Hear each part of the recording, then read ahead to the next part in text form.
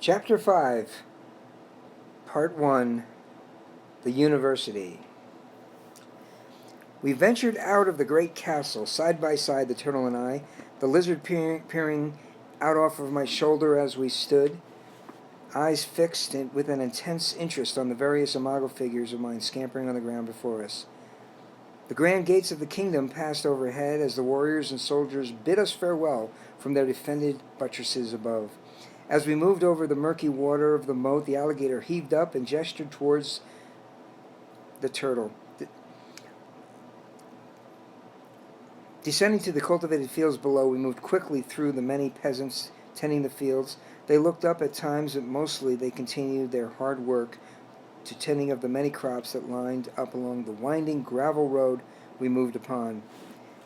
It was miles and miles of walking, but eventually we arrived back at the forest, moving on the path once again, moving towards our next destination.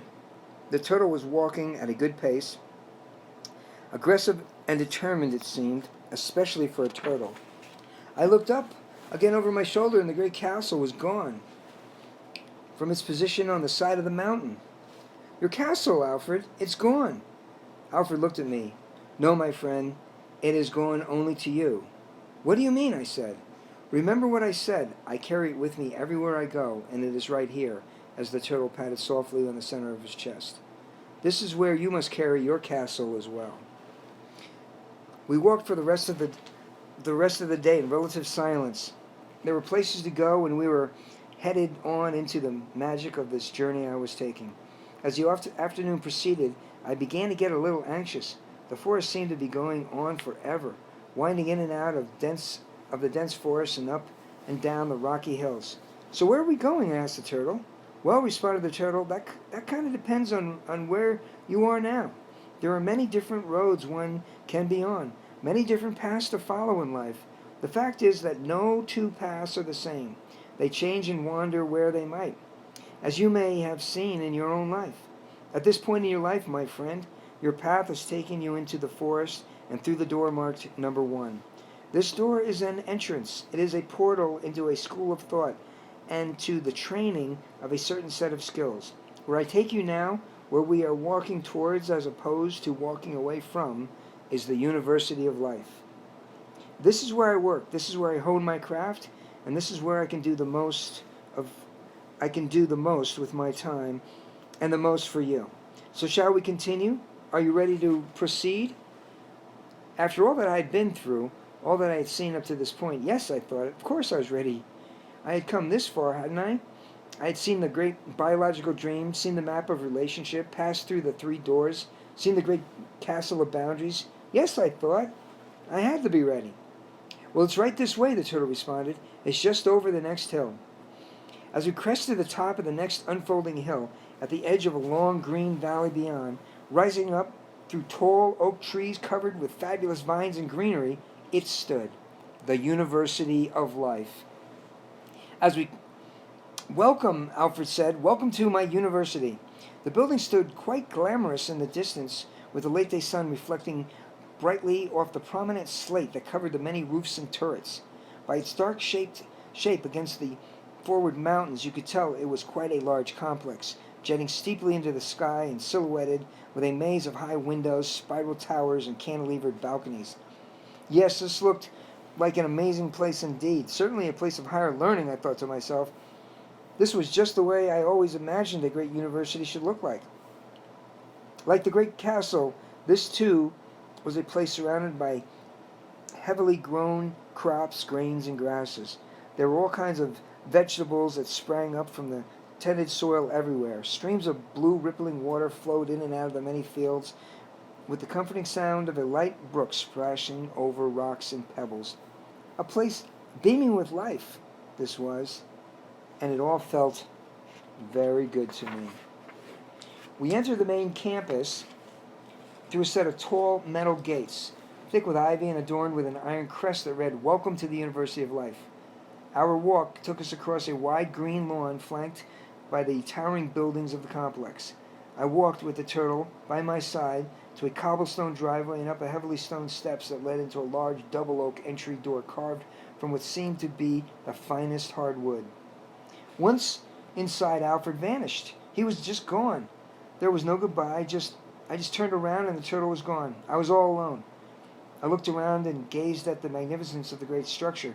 Ceilings adorned with fresco paintings rose high above my head. The walls, fitted with red felt coverings, surrounded me, and carved mahogany wood trim graced every ledge, nook, and cranny. It was sturdy and massive and looked like it had been there for 1,000 years. Yet it was bright and clean and appeared as if it was just built yesterday. I was alone. I just stood there in amazement, looking around, wondering what could possibly be next. "Classes start tomorrow morning, so you had better get some rest, sir." A voice with a stiff English accent came from the far corner of the large foyer. A frog walked out and addressed me in a firm yet caring voice. He stood there smiling, with his head tilted to one side. He actually looked like a frog with human arms and legs, standing upright, wearing a finely tailored black butler's uniform and looking quite stately. How odd it was, I thought to myself, but I smiled at the frog and said, "Hello." "We start with diversity and pre-validation 101 tomorrow. You'd better get some rest, sir," he said, as he motioned me gently towards a spiral staircase that rose gracefully up to the upper floors of the large provincial building. This gentleman frog had big round eyes. He was wearing black trousers with a single red stripe running down the side of each leg. He waited as I walked across the open foyer. "Hello," he said to me in his thick accent as I approached. "My name is Arthur, and I will be your personal butler while you attend the University of Life." Arthur waved his hand in front of his waist. He was a very proper and dignified gentleman indeed. "Right this way," he said, as we ascended the red carpeted staircase to the second level. He showed me to my room. It was a large Victorian room with dark polished wood floors and a massive bay window at the far end. It overlooked a great flowered garden with fields beyond stretching all the way to the distant horizon. A very plush room it was, with fine white drapes and red burgundy felt cloth that covered the walls. Big fluffy red pillows were stacked neatly at the head of the four-poster bed, and a small bowl of fancy mints sat on the night table. "This is where you will be staying while you are here," Arthur said. "Your dinner will be served very shortly. If you need anything from me, just ring this bell." He then held up a tiny brass bell on the nightstand, rang it once, and then placed it softly back down. "Bring some good walking shoes tomorrow," he added, as he moved back towards the door. "You will find everything you need in the closet over there," as he pointed to a finely adorned antique dresser and drawers at the other side of the room. He then turned without further ado, and he left. I ate a very fine meal that started with a bowl of basil soup and ended with the main course of roast beef and Yorkshire pudding. I went to sleep shortly thereafter. The day had been a long one, and I was truly ready to get some quiet rest. The next day I awoke to the sound of a low-pitched bell droning throughout the university. I cleaned up, dressed, and made my way down to the lower levels, where I was once again greeted by the frog named Arthur. "Good morning, sir," he said to me. "Diversity and pre-validation is right this way." He had a low but cheerful voice, the kind of voice you might expect from a frog. It seemed that everyone around here was a frog. I saw other frog butlers, frog janitors, frog cooks, maids, and gardeners. There were many of them everywhere, but I saw no other people. I seemed to be the only actual human being here. It seemed to me there ought to be people here. This was such a large place. The campus seemed to stream out in all directions, but alas, I was the only real person, as far as I could tell. I was directed into the main room down the hall. I entered the room and took my seat. Shortly thereafter came a sturdy hello, followed by a quick "What's up?" as the turtle excitedly walked into the room. It was Arthur, of course. He was the teacher, as you know. "This is diversity and pre-validation?" I said as a question. "Is that what you would like it to be?" the turtle answered. "I was just following the directions of the frog," I explained as I pointed to the hall as if Arthur would be there to confirm what I was saying. Yes, the turtle said. "It seems to me that this is what you are expecting it to be, diversity and pre-validation." The turtle then turned and began to write on the blackboard. He wrote, "Pre-validation, the attitude or posture of awareness that anyone you meet no matter what they are doing, makes sense before they open their mouths. It is the action of communicating that attitude, a learned posture of contentment with another person's different point of view. Then he wrote on the wall, pre-validation, the posture of persuasion based on the internal assumption that others don't make sense. Pre-invalidation, the posture or persuasion based on the internal assumption that others don't make sense, or that they don't make sense unless you approve of it. This is the home of facticity. So he wrote pre-validation and then pre-invalidation. The turtle then stopped and looked up at me. Do you have a warm coat? I have good shoes, I said back, but I do not have a warm coat.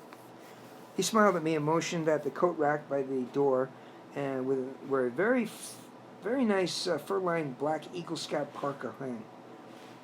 We're going for a walk, he said. You had better dress warm. So I grabbed the coat and we proceeded out of the classroom and down the long hallway of the main building. I did my best to keep up with the turtle as he went out through the back entrance and into a large cement structure through a thick metal door. This all led down a steep concrete incline into a dimly lit tunnel. Small round lights produced just enough light for us to see our way as the incline led us off into the distance. It was also very cold and getting colder the further we went in. I could see my breath. My nose was turning red, and ice was forming on the floor. It must have been an hour, in human time that is, that I walked with the turtle in relative silence. He motioned periodically to keep up, always leading the way with a steady onward push. Quite impressive, I thought, for a turtle. Finally, we emerged through a narrow tunnel to the bright white of a great Arctic landscape. We were at the edge of a fantastic glacier sea. Before us, and as far as the eye could see, lay a great blue ocean filled with gigantic chunks of ice and debris. There, look there, the turtle said, as his breath turned visible in the cold air. Do you see that iceberg out there? Oh, yes, I responded. It was a rather large iceberg, floating majestically among the many other icebergs and chunks of frozen water that surrounded it. Well, he went on, that's your iceberg. I didn't know I had an iceberg, but okay, I thought, I'll go along with this. In this world, each of us has an iceberg floating in this ocean.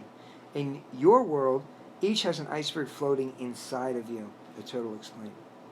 This iceberg you see here is actually the world of you. It's your thoughts, your motivations, your anger. It's the totality of your history as an embodiment of you. Take a look at your iceberg. It just sat there massive in the water, with the cold Arctic Ocean lapping at its edges. You see, part of it is visible, but most is invisible. As you look at the visible part, you can see that there is a whole lot of ice below the surface that always remains invisible. You see, all those molecules that are below the surface support every molecule of ice above the surface. Still, all people can see is what's on top, the part of the iceberg that sits above the waterline. I can see your behavior, I can hear your words, but I can't see why you do what or why you say a particular thing. Your sense is largely invisible to me. It is always there, you see, but well below the surface. I stood there gazing across the vast empty ocean, the sound of small frozen waves beating at the shore of ice and snow. Let me tell you a story, Alfred said. One morning we were giving a breakfast party to some guests of ours back at the balcony of my castle. A woman friend of mine was sitting after eating, holding a cup of coffee in her hand. Suddenly, she leaped up, screamed, and ran across the balcony. She stood shaking. I asked her, wow, what happened? She replied, don't you see the bee? Now, I had seen a yellow jacket on the arm of her chair. I had seen it there for some minutes, but until now I had not known that it was involved in her behavior. This was an example of part of her logic that was above the waterline. I then asked her gently again, so what does a bee have to do with it? She replied, I'm deathly allergic to bee stings. I felt a drawing sense of, oh, I see. This information was not above the waterline. It was part of her story, but I could not see it unless she shared it. She then went on to tell me more about her reactions to bee stings. Finally, she said, when I get stung by a bee, my throat closes and I can't even breathe. If I don't get medical care in a couple of minutes, I can even die. Thus, I always carry an anthro kit with me to give myself a shot of adrenaline. I left it at home this morning. At this point, I had a rushing sense of awareness and said, I see, I understand her behavior. I can see her sense now, her congruity. This woman was very helpful in sharing components of herself. We stood there for a moment, just listening to the crisp air snap in the wind. The turtle then turned to me once again. When I ask you, why did you say or do that? At first you may tell me a few things, the meanings of your words, the lessons in your life, your history, your thinking. However, after a bit you may stop at the first barrier. Alfred was then pointing to the waterline of my iceberg. There, do you see right there? This part of your iceberg I call the wall of privacy. Below this line are things that you know about but do not want to share. This behavior is under your control and moves up and down in your iceberg depending on the waves of your life. When you're feeling safe, you may really open up. When you are feeling cautious, the wall of privacy may be very low in your iceberg. When the IRS shows up at your door, you may not remember your name. Whatever the reason, unless you tell me, I will not be able to see your sense. It doesn't mean that your sense is not present, just that I will not see it unless you tell me. For a moment, let's go deeper and assume that you are willing to tell me anything you can.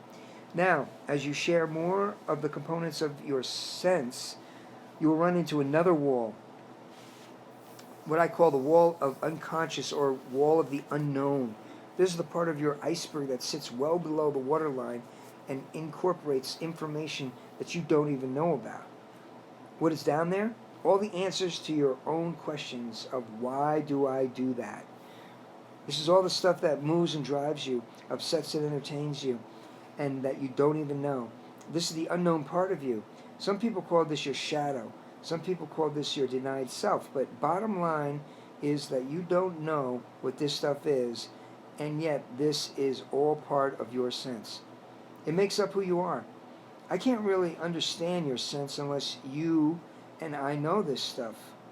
Down there is your history, your life as a little kid, your mom and your dad. So all of this is inside this iceberg? I asked. Yes, the turtle responded. This is your iceberg. It's all in there. Look at it. Look how much is below the waterline. Most of it in your case. The water was very clear. You could see the massive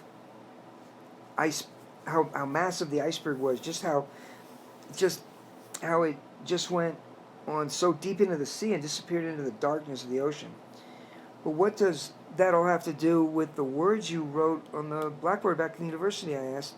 Those words about validation and sense and invalidation? I thought to myself, how do those tie in? Well, the turtle continued, let's look at the interior of your iceberg, the interior of you. You see, this view of a person's interior permits two useful things to happen.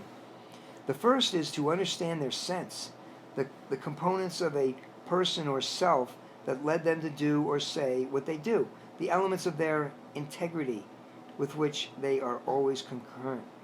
Keep in mind that this definition of sense is clearly opposed to the common and, I believe, symbolic view that there exists such a thing as sense or common sense. This seems to me a critical point of difference between symbolic thinking and dialogical thinking. We will go into that further when you get into the class on master-slave. Part of this, looking into another's iceberg, initiates a moment of understanding. It's a surprise when one sees enough of the components of another's iceberg to grasp their congruency, their sense. A kind of an aha moment when you might say, I see why you think that. Once you see yourself like an iceberg, you will probably realize that you are not capable of doing something that is not a result of all those molecules, all those components in that iceberg. To say it stronger, you are not capable of doing something that is not a result of all that stuff. If I put all the parts of you that you don't know about and add them to the parts of you that you want to keep hidden from others, and then add those parts of you to that part you are willing to share, to the parts of you that others can see anyway, I can make a remarkable statement. And that statement is, You always make sense. Even if some of the components of your sense are out of your own sight, you still always make sense. Every act, every word out of your mouth makes sense and is the sum result of the components within you. You see, you always make sense. It was cold out there, but the turtle kept on talking. He had more to say about icebergs, and he went on. We were very far north, I could tell by the sun and how it moved so low in the sky on the distant horizon. I had no idea how we had gotten there. It seemed like a completely different world that was but an hour's walk from the university. I pondered this for a minute, and then Alfred broke my wandering thoughts as he continued with his words, and I listened. Now, look out there, he said. Do you see the two icebergs getting closer together? He was pointing with his little stub hand out from under his shell to another iceberg that had drifted next to mine. Do you see that other iceberg? He said again. Yes, I responded. Good, he went on. Now, we have two icebergs. Thus, this other one over there is that of your partner. Now look close. See how they have the same structure? They have a visible part above the water. Go a little deeper, and you can see the privacy wall, and then that large dark piece well below the waterline. That's the unconscious stuff. You see, I have found that we always make sense within ourselves, and your partner, considering that they have an iceberg equally the size of yours, is always congruent as well. So I can arrive at a wonderful conclusion, and that is, all people make sense all the time. Considering everybody's iceberg, it cannot be otherwise. The question is not whether your partner makes sense. The question is whether you can see or hear the sense they are making. As a human being, you have probably heard other humans say, you don't make sense.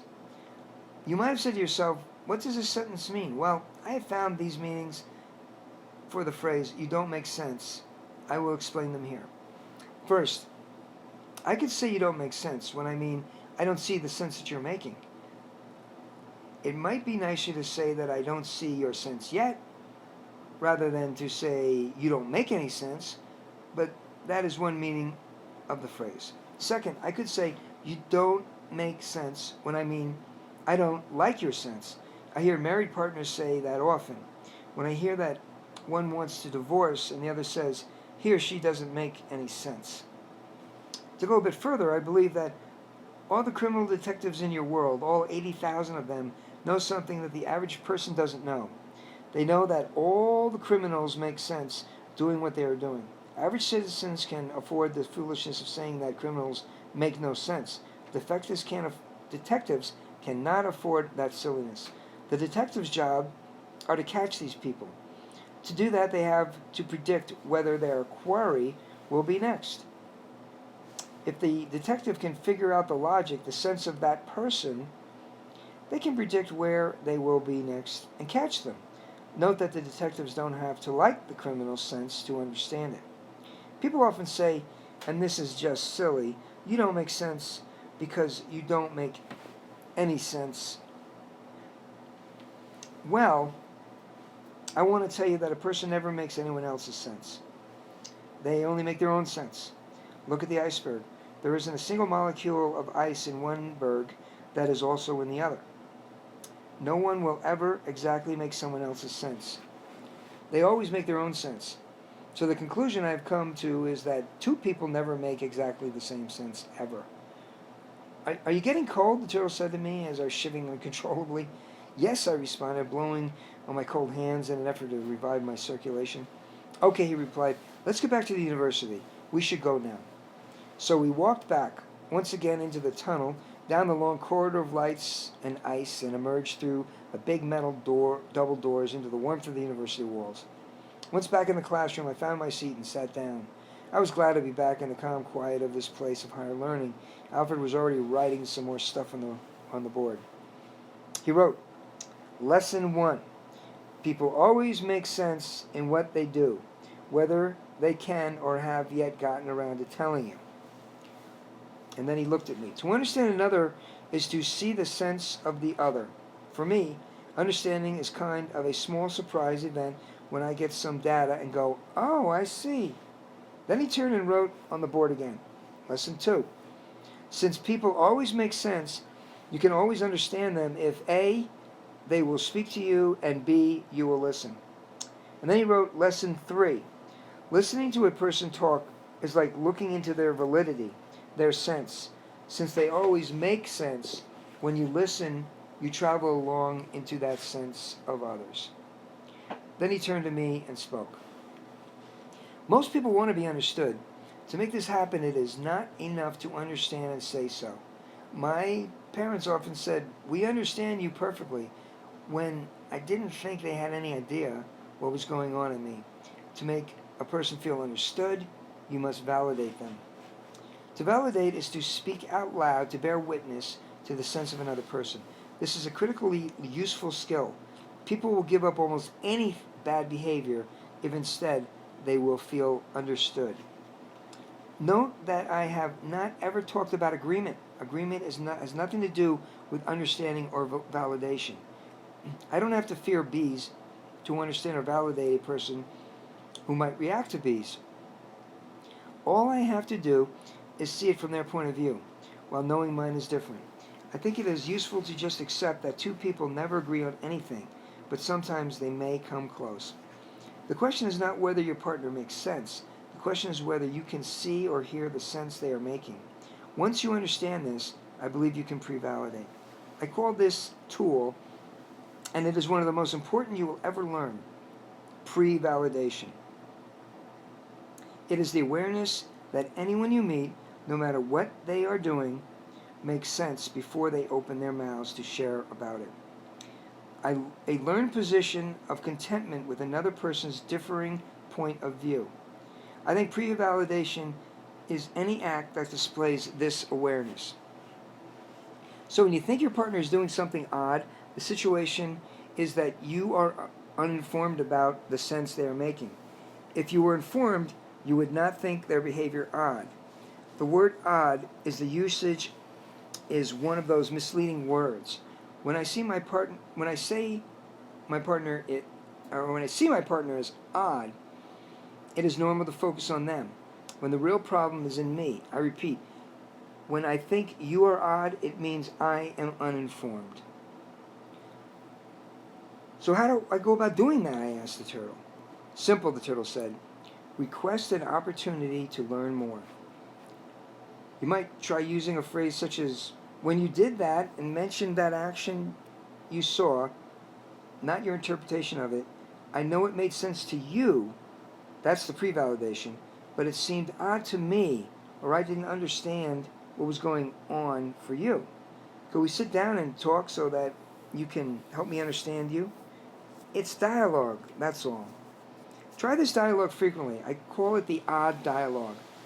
This is simply a method by which you can further your understanding of another.